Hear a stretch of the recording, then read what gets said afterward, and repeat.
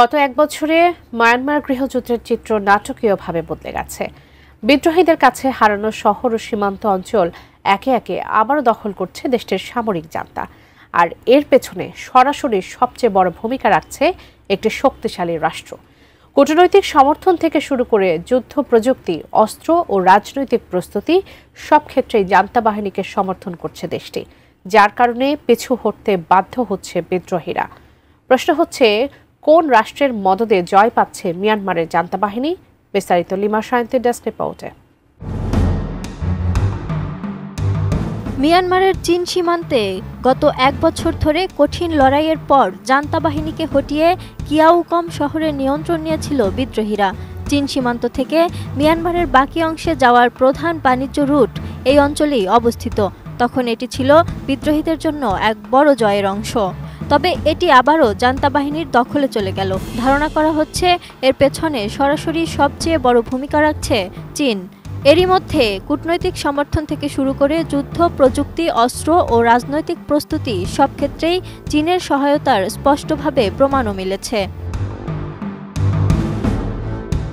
সংবাদ মাধ্যম বিবিসি বলছে, 2023 সালের অক্টোবরে অপারেশন 1027 এর মাধ্যমে তিনটি শক্তিশালী জাতিগত সশস্ত্র গোষ্ঠী তা আং national liberation army, Myanmar national Democratic alliance army এবং আরাকান আর্মি একত্র হয়ে সেনাবাহিনীর বিরুদ্ধে সমন্বিত আক্রমণ চালিয়েছিল।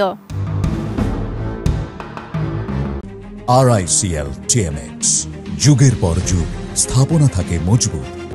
সেবারে তারা প্রায় 180টি সামরিক ঘাঁটি দখল করে নেয় এবং উত্তর শান রাজ্যের বড় অংশ নিজেদের নিয়ন্ত্রণে আনে।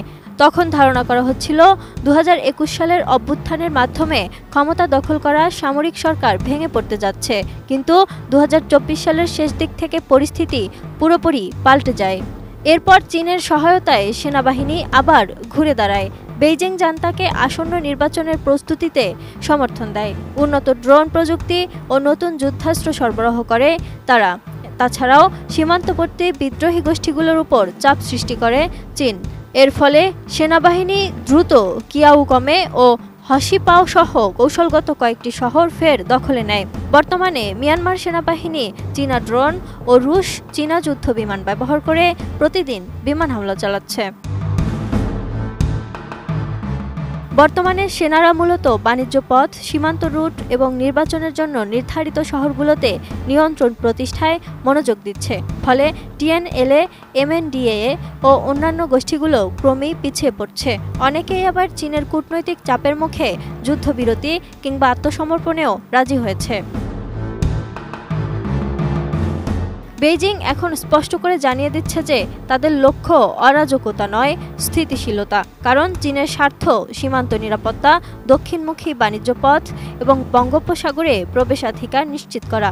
আর এ কারণেই বেইজিং বর্তমানে মিয়ানমার সামরিক জান্তাকে রাজনৈতিকভাবে সমর্থন করছে। তাছাড়াও নির্বাচনের প্রযুক্তিগত সহায়তাও দিচ্ছে। এদিকে চীনের মধ্যস্থতায় অনেক বিদ্রোহী গোষ্ঠী যুদ্ধবন্ধে রাজি হয়েছে। তাছাড়াও সীমান্তে কড়া নিয়ন্ত্রণ জারি করেছে উভয় পক্ষ। এখন জান্তা সরকার ডিসেম্বর নির্বাচনের মাধ্যমে আন্তর্জাতিক স্বীকৃতি আদায়ের চেষ্টা করছে। যদিও এতে অংশ নিচ্ছে না অং সান সুচির নিষিদ্ধ দল ন্যাশনাল লীগ ফর ডেমোক্রেসি। তবে যুদ্ধের ভয়াবহতা এখনো থামেনি। সেনাবাহিনীর বিমান হামলায় হাজারেরও বেশি বেসামরিক মানুষ নিহত, 1,20,000-এরও বেশি বাড়িঘর ধ্বংস হয়েছে এবং লক্ষাধিক মানুষ বাস্তুচ্যুত। তবু রাখাইন ও চীন অঙ্গরাজ্যে স্থানীয় প্রতিরোধ বাহিনী এখনও সক্রিয় ও দৃঢ় অবস্থানে রয়েছে। মিয়ানমারে এই যুদ্ধ এখন শুধু ক্ষমতার নয়, এটি পরিণত হয়েছে এক আঞ্চলিক প্রভাব ও ভবিষ্যৎ স্থিতিশীলতার লড়াইয়ে, যেখানে বেইজিংয়ের ছায়া ক্রমেই স্পষ্ট হয়ে উঠছে। Lima Sayanti, ATN news.